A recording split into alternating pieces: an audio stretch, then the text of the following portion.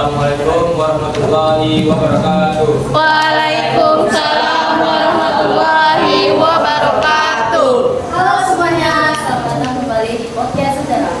Podcast kali ini kita akan membahas bagaimana Indonesia transportasi bergerak dari masa lalu hingga masa depan.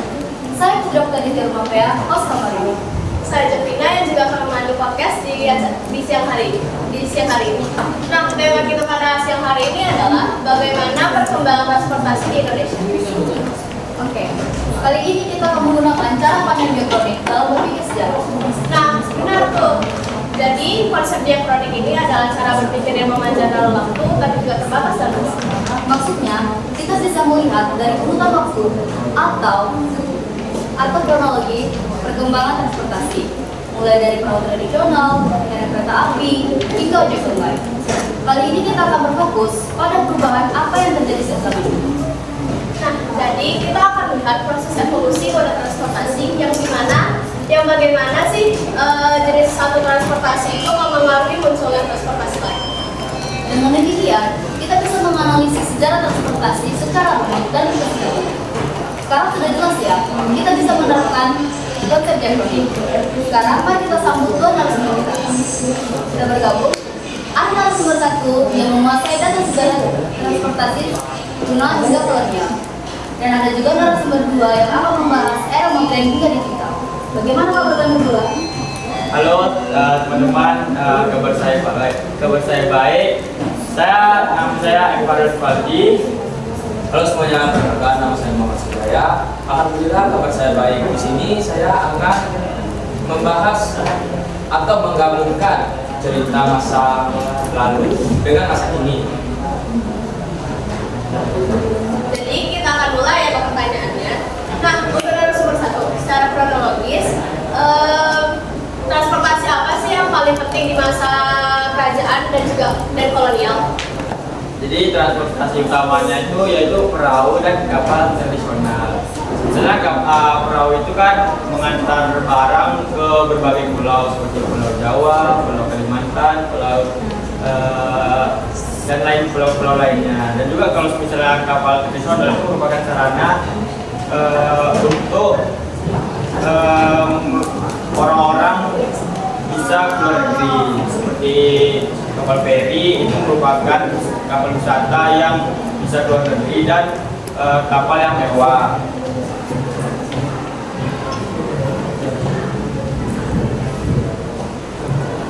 Kalau menurut saya, setelah kemerdekaan itu banyak infrastruktur jalan atau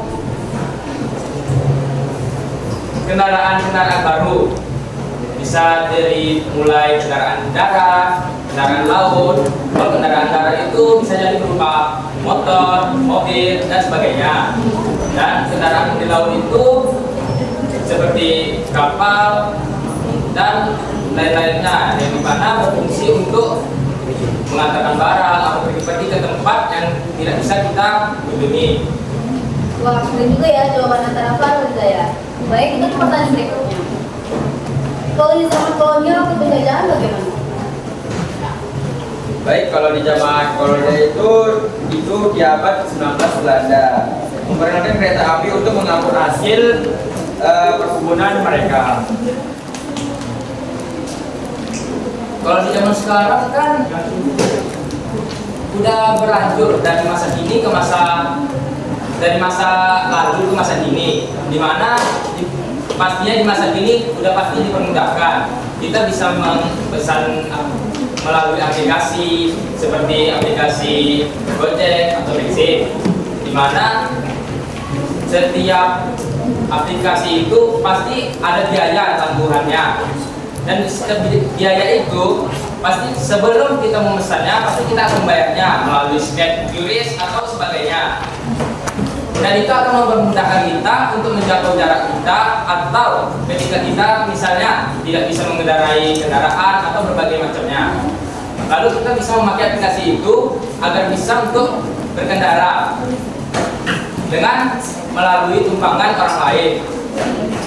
Sebagai gantinya kita membayar mereka.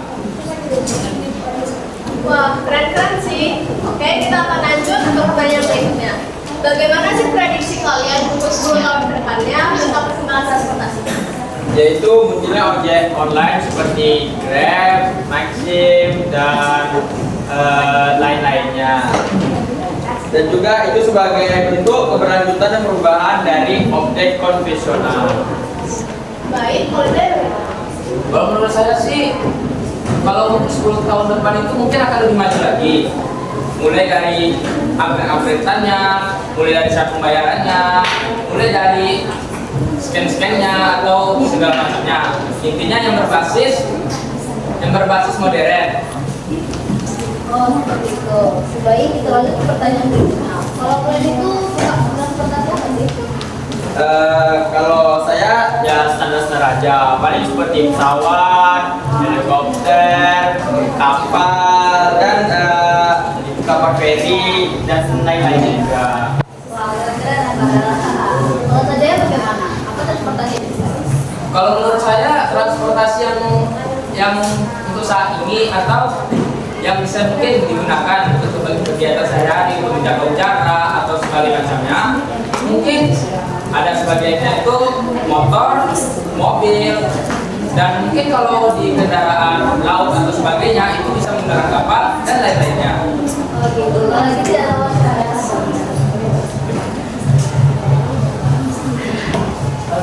wah, jawaban kalian ternyata keren-keren semua ya. Nah, kira-kira kalian bisa jawab ini dapat sumber dari mana sih?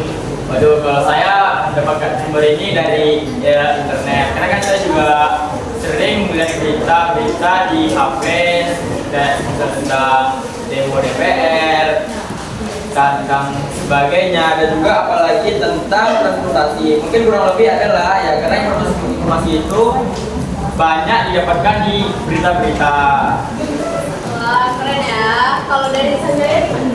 Kalau dari saya sendiri, saya mendapatkan informasi itu dari buku paket, di mana setiap tahun dan setiap saat berlangsungnya zaman atau suatu daerah, di mana perkembangan itu pasti akan berlanjut.